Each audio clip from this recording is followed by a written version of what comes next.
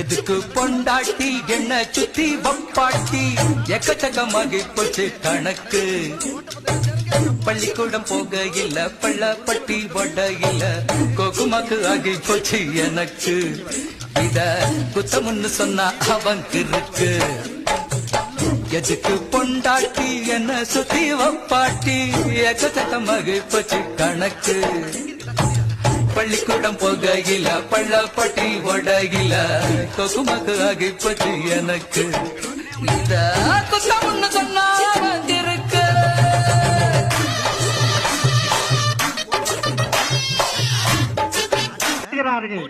திமுக எங்களை பார்த்து பயப்படுகிறது.